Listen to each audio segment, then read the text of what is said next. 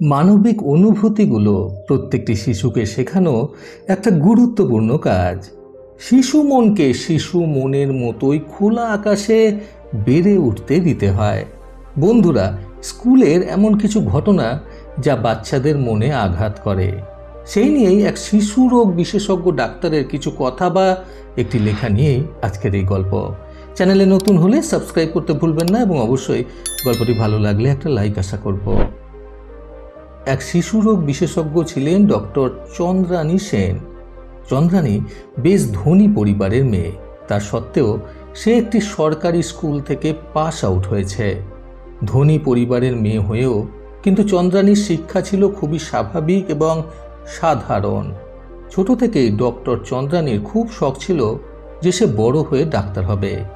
বয়স বাড়ার সাথে সাথে, অর্থাৎ যখন ছোট থেকে সে বড় হয়ে উঠতে শুরু করলো, তখন থেকেই তার আরও একটা শখের উদ্ভব হলো। ডাক্তার হওয়াটা তো তার ছোট থেকেই স্বপ্ন ছিল, আর একটু যখন বোধগম্য হলো তখন থেকে সে ঠিক করে নিল যে বড় হয়ে সে শিশু রোগ বিশেষজ্ঞ হবে। যেমন ভাবা তেমন কাজ।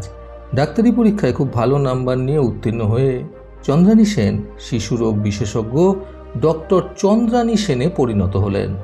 অল্প কয়েকদিনের মধ্যেই শিশুদের ডাক্তার হিসেবে চন্দ্রানীর নাম নানান জায়গায় ছড়িয়ে পড়তে শুরু করলো। একজন খুব বিখ্যাত ডাক্তার হয়ে উঠলেন চন্দ্রানী সেন, সম্পূর্ণ তার নিজের প্রচেষ্টায়। এইরকমই ছোট বড় নানান রকম শিশুদের প্রতিদিন দেখাশোনা করতে করতে নিজের অভিজ্ঞতা থেকেই একটি ডায়েরিতে ডক্টর চন্দ্রানী সেন কিছু কথা লেখেন। সেই কথার প্রসঙ্গেই আজকে আমি আপনাদের ঘটনাটি শোনাচ্ছি। ডক্টর চন্দ্রানী সেন লেখেন, আজকাল বাচ্চাদের স্কুল হয়েছে সব দামি দামি, আর সেখানে বছর জুড়ে বাচ্চাদের নিয়ে নানান অ্যাক্টিভিটি হয়। তা বেশ ভালো কথা, কিন্তু আমি মূলত এইসব জানতে পারি আমার সোশ্যাল মিডিয়ার বান্ধবীদের থেকে, আর বিভিন্ন মেয়েদের গ্রুপের পোস্ট থেকে, আর কিছু পেশেন্টদের থেকে। তো স্কুলের এই নতুনত্ব অ্যাক্টিভিটিগুলোর মাধ্যমে বাচ্চাদের নানা কিছু শেখানোর চেষ্টা করা হয়। সেই জন্য বাবা মাদের অনেক কিছু তৈরি করতে হয়, মানে অনেক জিনিসপত্র দিয়ে পাঠাতে হয় আর কি। এই যেমন ধরুন, স্কুলে ইয়েলো ডে হবে, সেই উপলক্ষে বাচ্চারা সব হলুদ জামা পরে স্কুলে যাবে, গিয়ে হলুদ রং চিনতে শিখবে। আবার গ্রিন ডে হবে, সেদিন আবার বাচ্চারা সব গ্রিন কালারের জামা পরবে, আবার গিয়ে সবুজ রং চিনতে শিখবে। এইরকমই আরও নানান রকম রঙের সাথে তারা এইভাবেই মজার ছলে পরিচিত হবে। সবই ছোট বাচ্চা, ওই 2-3 বছর বয়সে। কখনো বাবা দিবস বা মা দিবসের উৎসব হচ্ছে, সেখানে মা বাবাকে যেতে হবে। এইসব নতুনত্ব জিনিস আর কি। ভালো দিক বলতে বাচ্চারা এতে খেলার ছলে কিছু জিনিস শিখবে। কিন্তু মেন সমস্যাটা কোথায় জানেন? সমস্যাটা হলো বাচ্চাদের মন বড় সংবেদনশীল। এইসব স্কুলে বাচ্চা পাঠানো মানে মোটামুটি বাবা মার টাকা পয়সা আছে, কিন্তু নেই বলতে মূল্যবান সময়, আর সেই জন্যই তো স্কুলে দেওয়া। কিন্তু এইসব ইভেন্টের ক্ষেত্রে উপলক্ষ যখন লক্ষ্যের চেয়ে বড় হয়ে ওঠে, বাচ্চাদের সংবেদনশীল মনে কেমন আঘাত করে দেখুন। একজন মা মেয়েদের গ্রুপে পোস্ট করেছেন, বাচ্চার স্কুলে ম্যাঙ্গো ডে ছিল। উনি আম দিয়ে যে কিছু টিফিন বানিয়ে দিতে হবে এটাই ভুলে গিয়েছিলেন। দিদিমণি সেদিন বাচ্চাটিকে টিফিন খেতে দেননি। এতে বাচ্চা শুধু খিদায় কষ্ট পায়নি, সাথে অপমানিত হয়েছে। হয়তো মনে হয়েছে ওর মা ওকে যথেষ্ট ভালোবাসে না বা সময় দেয় না, অথচ মা বাবা ব্যস্ত বলেই এইসব স্কুলে পাঠানো। কিন্তু শতাব্দী দাস, আমার এক বান্ধবী, কিছুদিন আগেই এই বাবা দিবস বা মা দিবস পালনের ক্ষেত্রে খুব প্রাসঙ্গিক একটা পোস্ট করেছিলেন। যখন আমরা বাবা দিবস বা মা দিবসকে বাচ্চাদের স্কুলে খুব বড় করে পালন করি, তখন সিঙ্গেল প্যারেন্টদের বাচ্চাদের মনে চরম আঘাত করা হয়। মাসি পিসি ভাই বোন সব পাতানো যায়, কিন্তু মা বাবা পাতানো যায় না। এই অনুষ্ঠানগুলো সবটাই কিন্তু বাচ্চাকে শেখানোর জন্য নয়, এর কিছু অর্থনৈতিক উদ্দেশ্যও আছে। অধিকাংশ স্কুলে এইসব অনুষ্ঠানের জন্য বিভিন্ন জিনিসপত্র মা বাবাদের কিনতে হয়। যাই হোক, কাল ওই পোস্ট পড়ে নিজের স্কুলের কথা আরও একবার মনে পড়ে গেল। আমাদের সরকারি স্কুল ছিল, সেই সময় সরকারি ভালো স্কুলের আলাদাই ঐতিহ্য ছিল। আজকের মতন সরকারি স্কুলে আবার পড়াশোনা হয় নাকি বলে নাক কুচকে কেউ কথা বলতো না। তো আমাদের দিদিমণিদের সবসময় যেটা মাথায় রাখতে হতো সেটা হলো এই স্কুলে বিভিন্ন অর্থনৈতিক সামাজিক স্তরের মেয়েরা পড়ে। একটা হাতের কাজের সামান্য জিনিস কিনতে বললেও বারে বারে বলে দিতেন যে বাবা মা যদি কিনে দিতে না পারেন চাপ দেবে না, বাবা মা কিনে দিতে পারলে নিশ্চয়ই দিতেন, পারছেন না যখন তোমরা তাদের পরিস্থিতি বুঝবে। আবার আমাদের স্কুলে কোনো বিশেষ দামি জিনিস নিয়ে যাওয়া বারণ ছিল।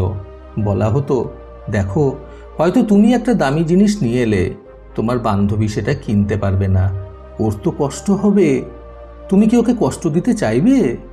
বাইরে তোমরা যা খুশি পড়ো, যা খুশি করো, কিন্তু একটা কথা সবসময় মাথায় রেখো যে স্কুলে আসলে কিন্তু তোমরা সবাই সমান, তোমরা সকলেই আমাদের সন্তান সমতুল্য।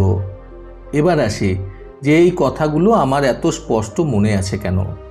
মনে আছে কারণ এই কথাগুলো কোনো একটি বিশেষ ক্লাসে কোনো একজন বিশেষ দিদিমণি একবার বলেননি, বারে বারে বলেছেন, অনেকে মিলে। কথাগুলো মাথায় বসে যাওয়ার মতো জ্যান্ত। সরকারি স্কুলে বাচ্চাদের সাথে কখনো অমানবিক আচরণ হয়নি এমন দাবি আমি করছি না, আমি শুধু আমাদের স্কুলের এই বিশেষ শিক্ষার কথাই বলছি। কি শিক্ষা? অন্য মানুষের অনুভূতিতে আঘাত না দেওয়ার শিক্ষা, কারোর দুর্বলতার সামনে নিজের বৃত্ত অশ্লীলভাবে প্রদর্শন না করার শিক্ষা, বাবা মার অর্থনৈতিক সমস্যা বোঝার শিক্ষা, অন্য মানুষের অনুভূতি বোঝার শিক্ষা। আমি জানি না নিত্য নতুন উৎসব করে আর ছবি তুলে তুলে সেগুলো সোশ্যাল মিডিয়ার বিভিন্ন জায়গায় পোস্ট করে আসলে এই জীবনের ছোট ছোট শিক্ষা আজকে শিশুদের দেওয়া হচ্ছে কিনা, নাকি তাদেরকে বোঝানো হচ্ছে জীবনে খুশি থাকতে বড় আর বেশি বেশি জিনিসের প্রয়োজন। ইয়েলো ডেতে হলুদ জামা, ম্যাঙ্গো ডেতে আমের বানানো টিফিন, জন্মদিনে বন্ধুদের জন্য উপহার ইত্যাদি না নিয়ে যেতে পারা লজ্জার। এর চেয়ে অনেক বেশি গুরুত্বপূর্ণ বোধ হয় মানবিক অনুভূতিগুলো শিশুকে শেখানো, সাধারণ মূল্যবোধগুলো এবং সমাজে কিভাবে চলাফেরা করতে হয় আর সবার সাথে অর্থাৎ সকল পরিস্থিতিতে তালে তাল মিলিয়ে চলতে শিখতে হয় ইত্যাদি ইত্যাদি। এগুলো শিক্ষা যে বিদ্যালয় দিতে পারে না, সেই বিদ্যালয় আসলেই বিদ্যালয় হওয়ার যোগ্য কিনা সেই বিষয়ে আমার যথেষ্ট সন্দেহ আছে। এই পর্যন্ত লিখে ডক্টর চন্দ্রানী সেন নিজের লেখাটা শেষ করলেন। তিনি আসলেই একজন শিশুরোগ বিশেষজ্ঞ হয়ে সকল শিশুদের সমান শিক্ষায় শিক্ষিত করে তোলার শিক্ষা গ্রহণের কথা বলতে চেয়েছেন। তিনি শুধুমাত্র কাগজে লেখার মাধ্যমে নিজের মতামত প্রকাশ করেছেন। কাজেই আমাদের সকলের উচিত শিশুকে মানুষের মতো মানুষ হয়ে ওঠার শিক্ষা এবং সকল পরিস্থিতিতে কিভাবে লড়াই করতে হয় সেই শিক্ষাগুলো আগে দেওয়াটা বেশি জরুরি। বন্ধুরা, শিশুদের প্রকৃত শিক্ষা প্রদান করতে আজকের গল্প থেকে শিক্ষণীয় 3টি কথা সর্বদা মনে রাখুন। প্রথমত, প্রত্যেকটি শিশুর শিক্ষা যেন সমতুল্য হয় সেদিকে আমাদের বিশেষ নজর রাখা উচিত। দ্বিতীয়ত, শিশুকে সবার আগে সাধারণ মূল্যায়নের শিক্ষাটুকু দেওয়া উচিত।